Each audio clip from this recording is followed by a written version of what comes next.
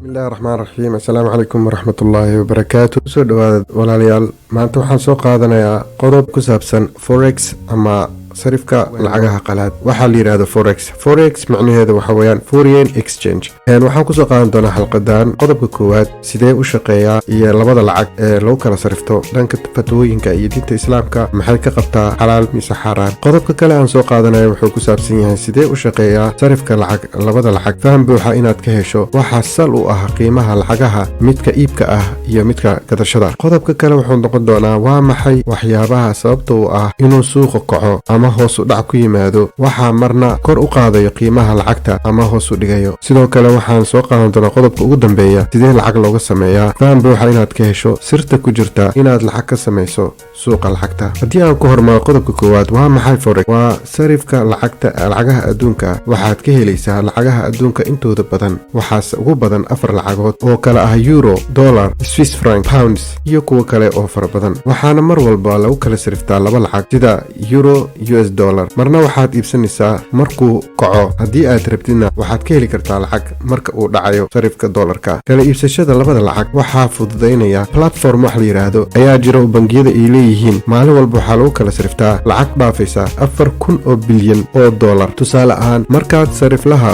u tagto waxaad samaynaysaa waa forex adiga oon ogeyn. suuqan sarifka lacagaha wuxuu saamaxayaa inaad amaahato lacago aad u fara badan, sida lacagta ee ku taalo 50 jeer in ka badan ama 100 jeer in ka badan. inkastoo la xadiday, waa inaad haysataa qarash badan ama inaad isticmaasho deymaha ay ku amaahinayaan shirkadaha wax lagu kala iibsado. haddii aan gudbo dhanka fatwooyinka iyo diinta islaamka, maxay ka qabtaa xalaal mise xaaraan. culamo badan oo xaaraantinimeeyey, waayo waxaa jira lacago yaryar oo dulsaar ah. sidoo kale waxay sheegeen in khatarta qofka ugu iman kartaa uu ka weyn yahay, ay lagu yeelan karo deymo fara badan muddo aad u kooban marka loo eego faa'iidada laga helayo. sidaa darteedna ay xaaraantinimeeyeen. culamo qaar waa ay ogol yihiin maadaama aysan ahayn sida ribada lacagaha la amaahdo oo aan wax khatar ah lahayn, balse ay tahay keliya sidii ganacsi oo kale. wax dhibaato ahna kuma jirto in laga shaqaysto suuqa lacagaha qalaad. qaybta saddexaad ee labadan jaanib u dhexaysa ayaa jirto, sida dalka Malaysia waxay mamnuucday ama fatwo kusoo saartay in dadka shakhsiyaadka ah ay galaan suuqa lacagaha qalaad. 2016 taa bedelkeeda waxay u ogoshahay shirkadaha waaweyn ee iyagu oo si kasto uga bacdhigi karaa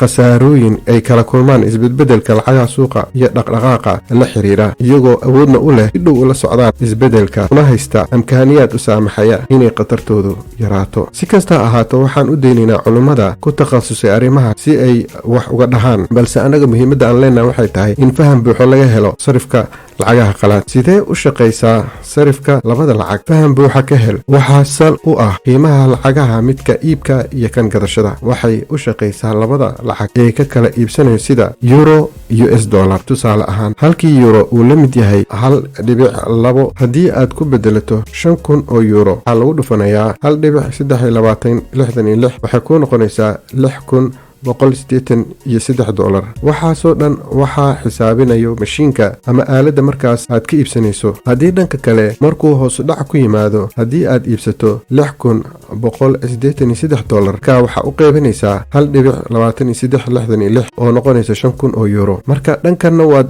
ka heli kartaa, dhanka kalena waad u heli kartaa marka uu kaco iyo marka uu hoos u dhaco. waa maxay waxyaabaha sababta u ah inuu suuqa kaco ama hoos u dhaco? waxaa ka mid ah deganaanta dhaqandhaqaale ee waddanka aad ku nooshahay. sidoo kale, haddii ay tahay euro, waxaad ogaanaysaa qaabka dhaqandhaqaale ee euro markii ay shirkadaha sheegaan natiijooyinkooda sanadka ama dowladda ay shaaciso waxa soo galay iyo waxa baxa, waa inaad la socotaa. waxay keentaa horukac ama hoos u dhac dhanka suuqa sarifka lacagaha. waxaa kale oo saameyn ku leh waa sicir barar haddii uu jiro. haddii ay maciishada kor u kacdo, waxaa dhacaysa in lacagaha suuqa iyaguna ay hoos u dhacaan ama doolarka uu hoos u dhaco ku yimaado. siyaasadaha waddanka, mararka qaar waxaa dhici karta waddanka inuu sameeyo mashaariic uu hirgelinayo daraaddeed amaahda uu qaadanayay uu aad u soo qaato ama uu iska yareeyo. qodobka kale, lacagta kaashka ah ee waddanka yaala, taasna ama waddanka soo saaro ama daabaco, taasna waxay keentay in hoos u dhac uu ku yimaado sida yuroga ama doolarka. sidee lacag looga helaa suuqa lacagaha qalaad? qodobka ugu dambeeya, forex inaad ka hesho lacag suuqa lacagaha waxaa jira waxyaabo sir ah oo kuu tilmaamaya ama ishaarooyin lagu garto in suuqa uu kor u kacayo ama hoos u dhacayo. way aad bay u sahlan tahay, waayo markii qiimaha ama sicirka lagu iibinayo doolarka ayaad iibsanaysaa. tusaale ahaan 1.12 ayaad ku gadanaysaa, waxaad sii iibinaysaa markii uu gaaro 1.24. waa wixii aad faa'iiday, waana sahal. waxaad faa'iiday 2.458 boqolkiiba. haddii aad $150 aad markii hore ku iibsatay, waxaad helaysaa lacag aad u fara badan oo ilaa 800 gaaraysa. faa'iidadoodba waxay ku xiran tahay lacagta aad haysatid iyo inta aad amaahatay, inkastoo hadda amaahdu ay aad u yar tahay oo la xakameeyey. sidoo kale waxaad faa'iidi kartaa suuqa lacagta hoos u dhac ku yimaado, taasoo macnaheedu waxaad faa'iido ka helaysaa labada dhinac, marba kor markuu u kaco iyo markuu hoos u dhaco intaba. waxaa macnaha samaynayo maaha lacagta aad haysato inta ay la eg tahay oo keliya, waa inaad tahay qof la socda suuqa waqtiyada uu dhacsan yahay doolarku. haddii ay tahay aroortii hore suuqa marka la furayo ama marka la xirayo habeenadii, waxaa muhiim ah inaad ogsoon tahay waa suuq furan 24 saac, inaad la socotaa dhaqdhaqaaqa mararka wax la kala iibsanayo sida suuqa dhaqdhaqaaqiisu uu yahay. taa ayaa waxay keentaa inaad ka samayso lacago aad fara badan. shaxda waxaad ka ogaan kartaa saacadii ugu dambeysay